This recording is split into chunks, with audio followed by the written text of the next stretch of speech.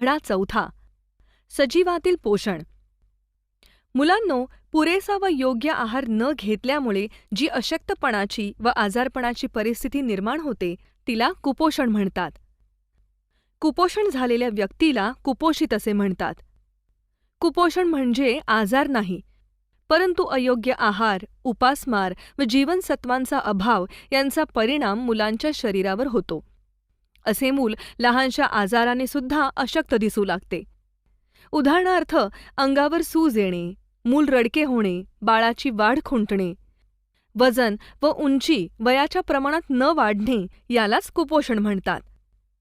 असे कुपोषण होऊ नये म्हणून योग्य संतुलित आहार घेतला पाहिजे. आपल्या वयानुसार आहाराचे व्यवस्थित नियोजन केले पाहिजे. हे सर्व आपण मागच्या वर्षी शिकलो आहोत.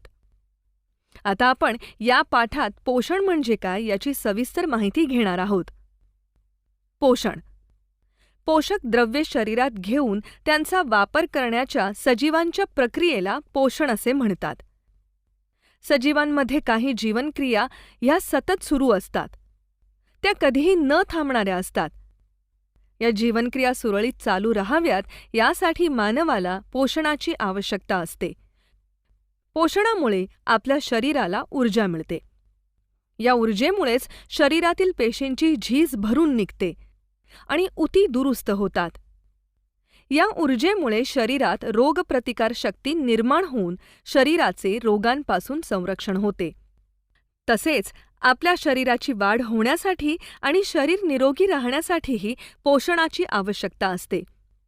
हे पोषण आपल्याला योग्य अन्नपदार्थातून मिळते. ज्या पदार्थांचे पचन आणि सात्मीकरण होऊन ऊर्जा प्राप्त होते त्या पदार्थांनाच अन्नपदार्थ असे म्हणतात. पोषक द्रव्ये. अन्नपदार्थ आपल्या शरीराला विविध प्रकारचे अन्न घटक पुरवतात. हे अन्न घटक म्हणजेच पोषक द्रव्ये होत. पोषक द्रव्यांचे बृहत पोषक द्रव्ये आणि सूक्ष्म पोषक द्रव्ये अशा दोन गटात वर्गीकरण करता येते. बृहत पोषक द्रव्ये. बृहत म्हणजे व्यापक किंवा जास्त प्रमाण असलेले. ज्या पदार्थांची शरीराला खूप जास्त प्रमाणात आवश्यकता असते त्या पदार्थांना बृहत पोषक द्रव्ये असे म्हणतात. उदाहरणार्थ, कर्बोदके, स्निग्ध पदार्थ आणि प्रथिने. सूक्ष्म पोषक द्रव्ये. सूक्ष्म म्हणजे छोट्या प्रमाणावरचे. ज्या पदार्थाची शरीराला खूप कमी प्रमाणात आवश्यकता असते त्या पदार्थांना सूक्ष्म पोषक द्रव्ये असे म्हणतात. तर खनिजे, क्षार आणि जीवनसत्वे यांची शरीराला अल्प प्रमाणात आवश्यकता असते. आपण दोन प्रकारची पोषक द्रव्ये पाहिली. तशाच पोषणाच्याही दोन पद्धती आहेत. कोणत्या ते पहा. स्वयंपोषण.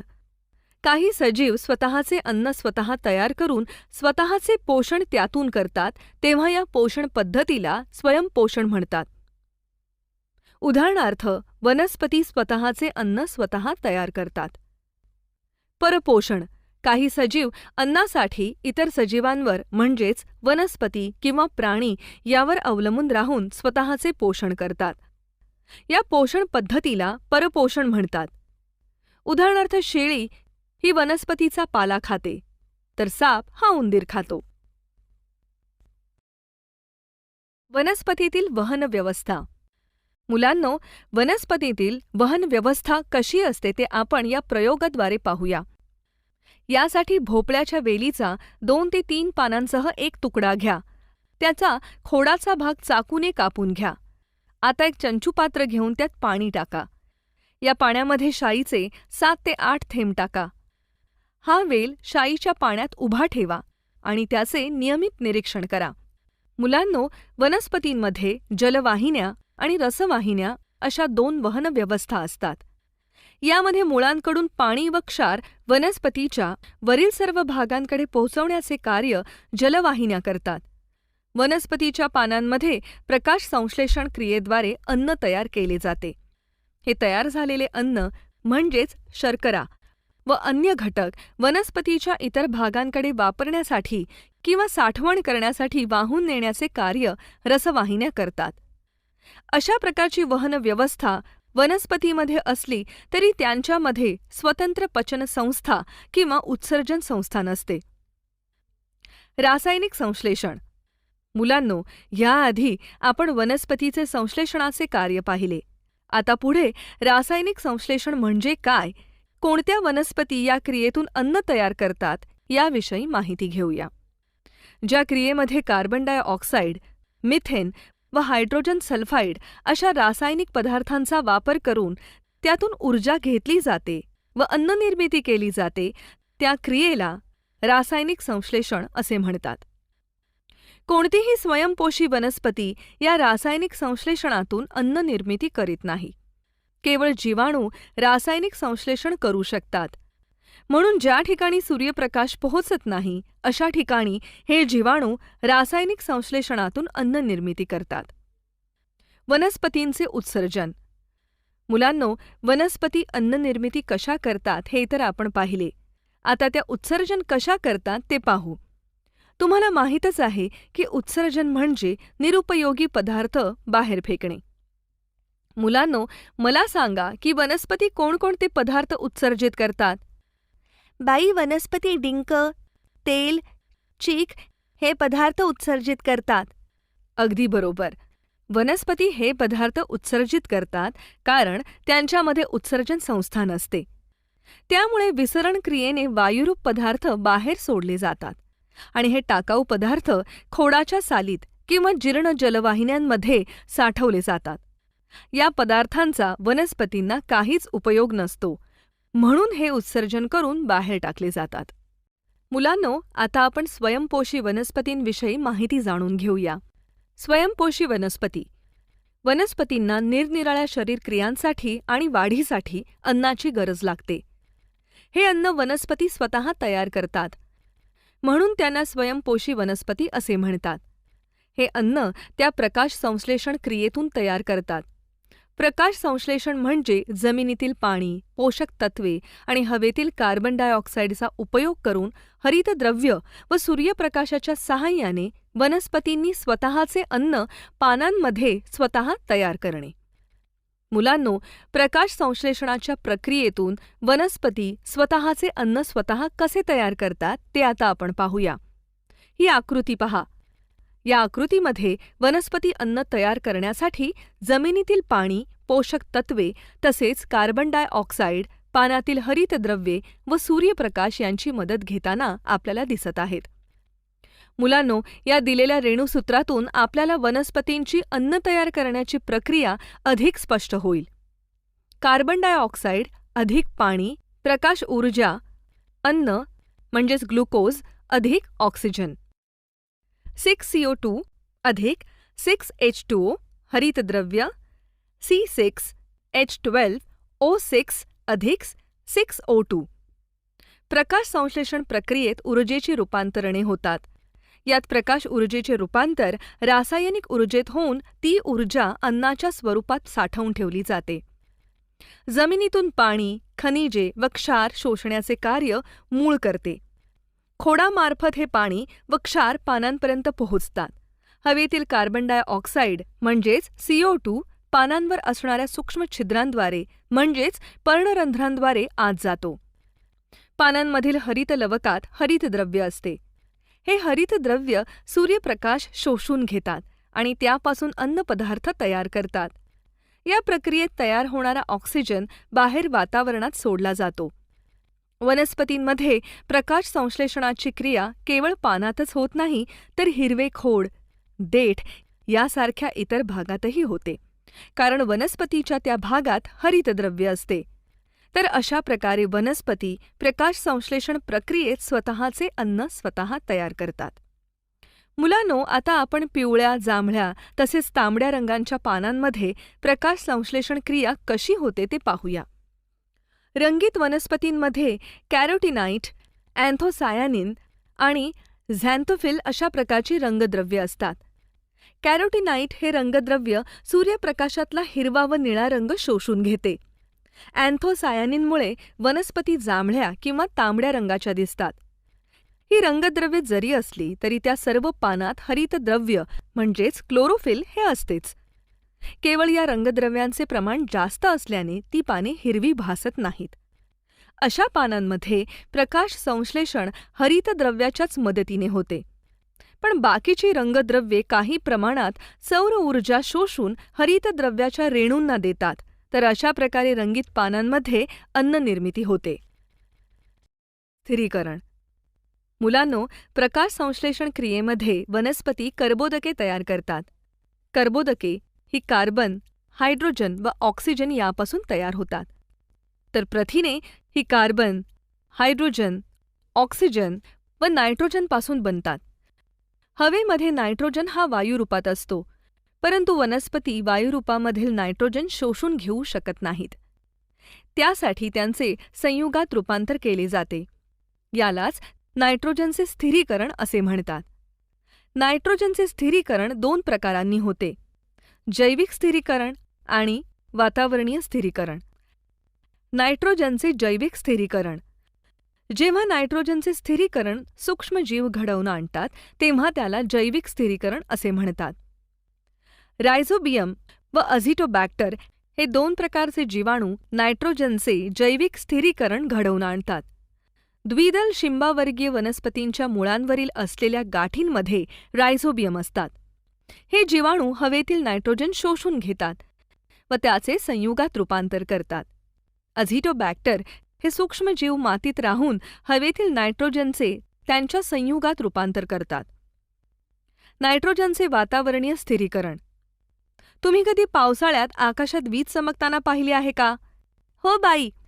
ही वीज चमकल्यावर हवेमध्ये असणाऱ्या नायट्रोजन आणि ऑक्सिजन यांचा संयोग होतो व नायट्रिक ॲसिड तयार होते. त्याचे पुन्हा ऑक्सिडीकरण होऊन नायट्रोजन डायऑक्साईड बनते. हे नायट्रोजन डायऑक्साईड पावसाच्या पाण्यात विरघळते आणि त्याचे नायट्रिक आम्लात रूपांतर होते. हे आम्ल पावसाच्या पाण्याबरोबर जमिनीवर येते.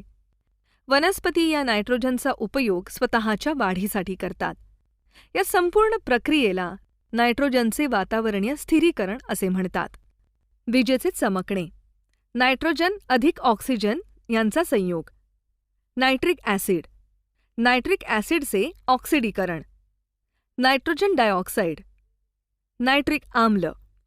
सजीवांना वाढीसाठी व स्वतःच्या विकासासाठी पोषणाची खूप गरज असते.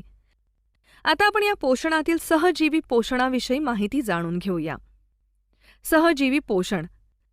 सजीवांच्या निकट सहसंबंधातून पोषण, संरक्षण, आधार इत्यादी गोष्टी साध्य करण्यासाठी जेव्हा 2 किंवा अधिक सजीव एकत्र येतात तेव्हा त्याला सहजीवी पोषण असे म्हणतात.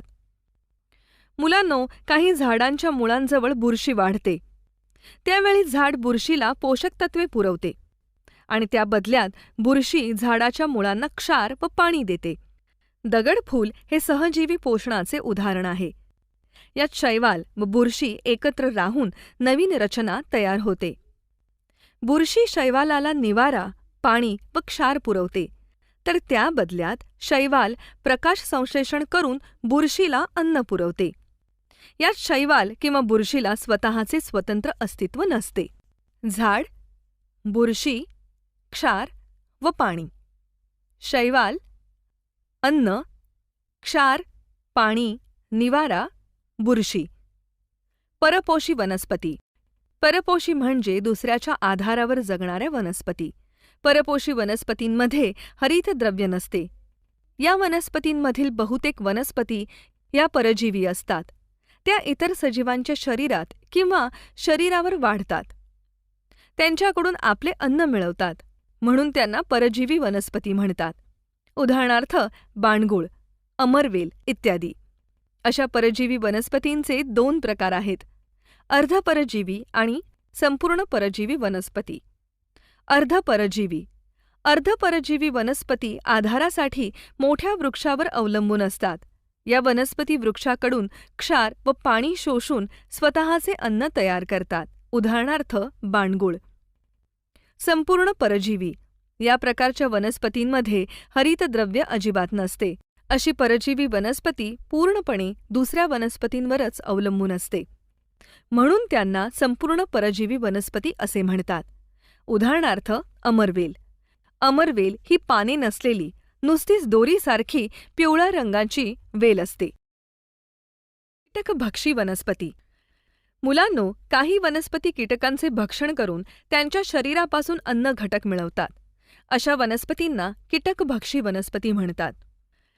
या वनस्पती नायट्रोजन संयुगांचा अभाव असणाऱ्या जमिनीत किंवा पाण्यात वाढतात. उदाहरणार्थ ड्रॉसेरा बर्मानी, घटपर्णी इत्यादी. ड्रॉसेरा बर्मानी या वनस्पतीची रचना एखाद्या फुलासारखी दिसते. ते जमिनीला लागून वाढते. तिची पाने आकर्षक, गुलाबी, लाल रंगाची असतात आणि त्यांच्या कडांना बारीक केसतंतू असून त्यावर कीटकांना आकर्षणारे चिकट असे द्रवाचे बिंदू असतात. इसवी सन 1737 मध्ये श्रीलंकेत जोहान्स बर्मन या शास्त्रज्ञाने या वनस्पतीचा शोध लावला. त्यामुळे या वनस्पतीचे नाव ड्रॉसेरा बर्मानी असे आहे. खरं तर घटपर्णी या वनस्पतीमध्ये प्रकाश संश्लेषणाची क्रिया होत असते. तरीही आपण या वनस्पतीला कीटकभक्षी वनस्पती म्हणतो. कारण घटपर्णी वनस्पती ज्या मातीत वाढते तेथे नायट्रोजनची कमतरता असते. त्यामुळे वाढीसाठी आणि प्रथिने निर्मितीसाठी लागणारे पुरेसे नायट्रोजन मातीतून न मिळाल्याने घटपर्णी वनस्पतीला कीटकभक्षण करावे लागते. मृतोपजीवी वनस्पती. सजीवांच्या कुजलेल्या मृत अवशेषांवर अवलंबून असणाऱ्या वनस्पतींना मृतोपजीवी वनस्पती असे म्हणतात. कवक गटातील काही बुरशी व भूछत्रे या मृत अवशेषांवर जगणाऱ्या वनस्पती आहेत. या मृत अवशेषांवर पाचक रस सोडतात आणि त्यातील कार्बनी पदार्थांचे विघटन करून त्यापासून तयार होणारे द्रावण शोषून घेतात आणि त्या द्रावणापासून पोषक द्रव्ये मिळवतात. मुलांनो, काही प्रकारच्या बुरशीमुळे अन्न खराब होते आणि त्यामुळे विविध आजारही होतात. परंतु काही बुरशींमध्ये औषधी गुणधर्म असतात. याचप्रमाणे यीस्ट आणि काही भूछत्रे देखील खूप महत्त्वाचे कार्य करतात. यीस्ट हे किण्व असून त्याचा उपयोग आंबवण्याच्या प्रक्रियांसाठी तसेच ब्रेड तयार करण्यासाठी होतो. भूछत्र आहारात घेतल्यास जीवनसत्वे व लोह भरपूर प्रमाणात मिळतात. मुलांनो, आता आपण वनस्पतींमधील पोषक द्रव्ये, त्यांची कार्ये व त्यांच्या अभावामुळे होणारे परिणाम याविषयी माहिती पाहणार आहोत. नायट्रोजन. नायट्रोजन हा प्रथिने, हरितद्रव्ये आणि पेशीद्रव यांच्यातील महत्त्वाचा घटक आहे. या नायट्रोजनच्या अभावामुळे वनस्पतींची पाने पिवळी होतात. तसेच वनस्पतींची वाढही खुंटते. फॉस्फरस. फॉस्फरस वनस्पतीच्या प्रकाश संश्लेषण क्रियेमध्ये प्रकाश ऊर्जेचे रासायनिक ऊर्जेत रूपांतर करतो. फॉस्फरसच्या अभावामुळे वनस्पतीची अकाली पाने गळू लागतात. त्यांना उशिरा फुले येतात. वनस्पतीच्या मुळांची वाढ खुंटते. पोटॅशियम. पोटॅशियममुळे वनस्पतीच्या चयापचय क्रियेवर चांगला परिणाम होतो. पोटॅशियमच्या अभावामुळे वनस्पतीचे खोड बारीक होते, पाने कोमेजून जातात आणि त्यांच्यात पिष्टमय पदार्थ तयार होत नाहीत. मॅग्नेशियम. हरितद्रव्य तयार होण्यासाठी मॅग्नेशियमची खूप आवश्यकता असते. मॅग्नेशियमच्या अभावामुळे वनस्पतीची वाढ संथ गतीने होते आणि पानेही पिवळी पडतात. लोह. मॅग्नेशियमप्रमाणेच लोह हरितद्रव्य निर्मितीसाठी महत्त्वाचे असते. लोहाच्या अभावामुळे वनस्पतीची पाने पिवळी पडतात. मँगनीज. वनस्पतीमध्ये आवश्यक असणाऱ्या प्रमुख संप्रेरकांची निर्मिती करते. मँगनीजच्या अभावामुळे वनस्पतीची वाढ खुंटते आणि पानावर डाग पडतात.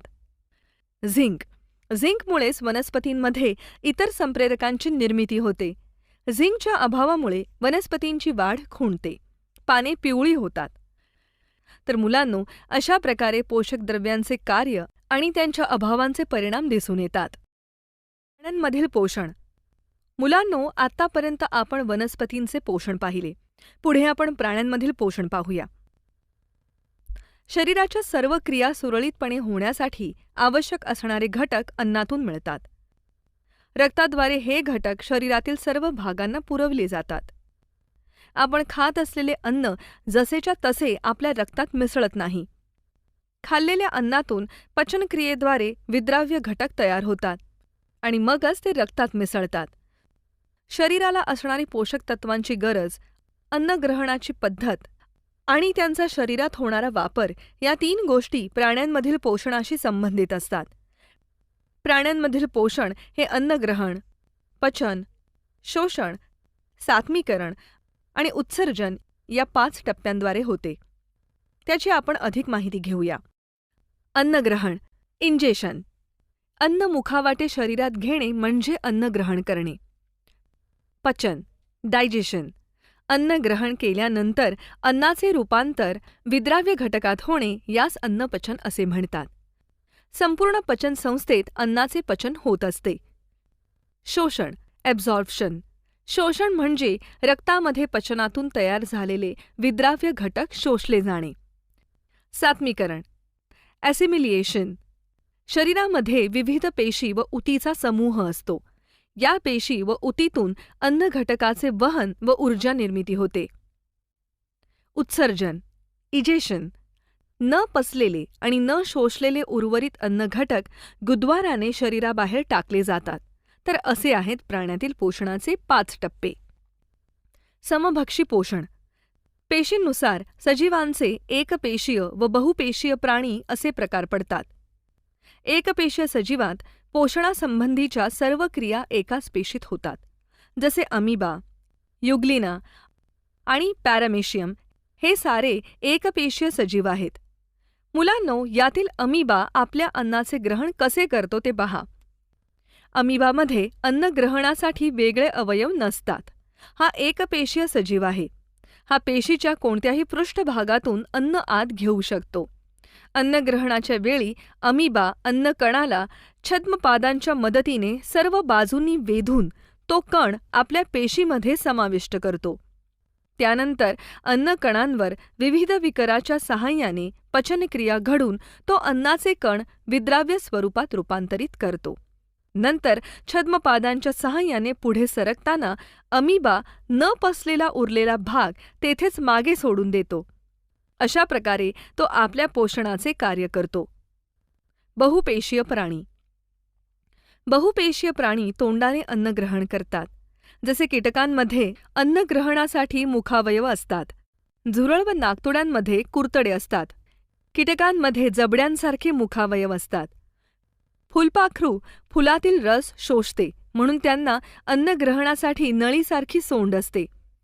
डास व ढेकूण यांना रक्त किंवा रस शोषण्यासाठी चूषक या सुईसारख्या मुखावयवाचा वापर करावा लागतो.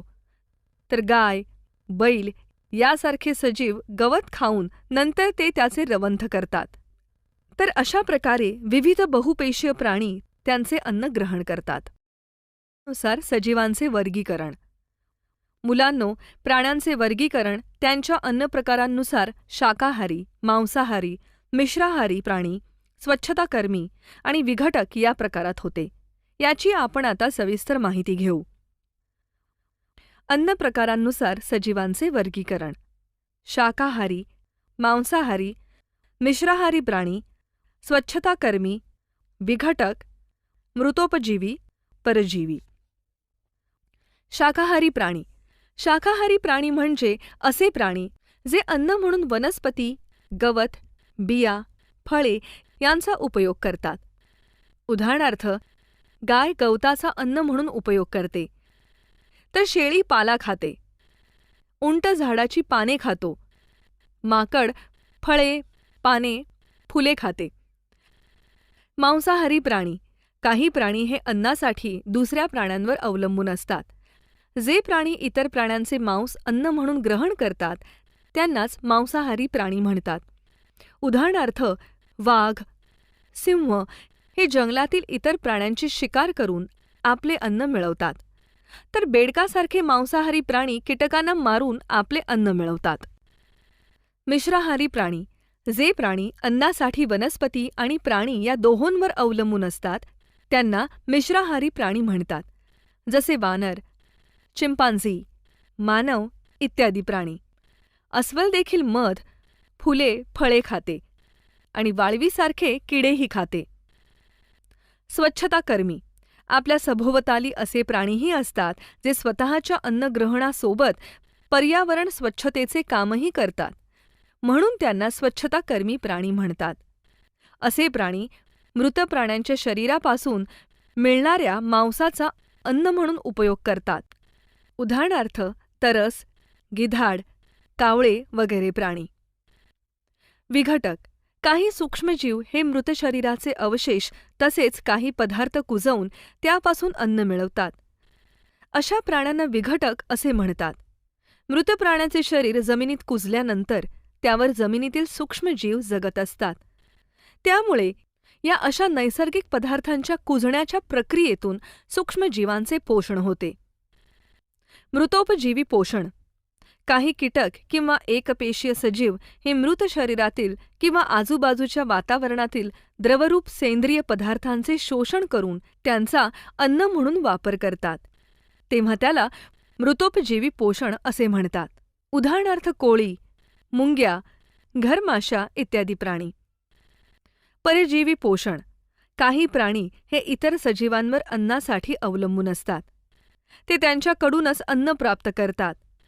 यालाच प्राण्यांचे परजीवी पोषण म्हणतात. परजीवी पोषण हे 2 प्रकारचे आहे: बाह्य परजीवी पोषण आणि अंतःपरजीवी पोषण. बाह्य परजीवी पोषण. जर एखादा प्राणी इतर प्राण्यांच्या शरीराच्या पृष्ठभागावर राहून त्याचे रक्त शोषून त्याचा अन्न म्हणून वापर करीत असेल तर त्याला बाह्य परजीवी पोषण असे म्हणतात. उदाहरणार्थ उवा, गोचिड, ढेकूण, जळवा असे प्राणी कुत्रा व गोठ्यातील म्हैस अशा प्राण्यांच्या शरीरावर राहतात आणि ते त्याचे अन्न पोशिंद्याच्या रक्तावाटे मिळवतात. अंतःपरजीवी पोषण. जर एखादा प्राणी दुसऱ्या प्राण्याच्या शरीराच्या आतमध्ये राहून रक्ताद्वारे अन्नाचे अथवा प्रत्यक्ष अन्नाचे शोषण करीत असेल तर त्याला अंतःपरजीवी पोषण असे म्हणतात. उदाहरणार्थ पट्टकृमी, गोलकृमी असे जंत. पोटामध्ये झालेले हे जंत पोशिंद्याच्या पोटातील विद्राव्य अन्न घटकांपासून किंवा त्याच्या रक्ताद्वारे अन्न मिळवत असतात. मुलांनो, आतापर्यंत आपण बऱ्याच प्राण्यांची माहिती घेतली, पण आता काही विशेष प्राण्यांचीही थोडक्यात माहिती घेऊ. जसे अँट ईटर हा प्राणी मध्य व दक्षिण अमेरिका या देशांमध्ये आढळतो. तो मुंगी अस्वल या नावानेही ओळखला जातो. तसेच उदमांजर हा मुंग्या खाणारा प्राणी आहे. हा प्राणी आपल्या भारतात आढळून येतो. या पाठामध्ये आपण वनस्पती व प्राणी यांच्या पोषणाच्या विविध पद्धतींचा अभ्यास केला आहे. या सर्वांची माहिती आपण एका दृष्टिक्षेपात या तक्त्यात पाहू. पोषण. वनस्पती स्वयंपोषी, परपोषी, सहजीवी. कीटकभक्षी, मृतोपजीवी. प्राणी समभक्षी, परजीवी, मृतोपजीवी. बाह्य परजीवी, अंतःपरजीवी.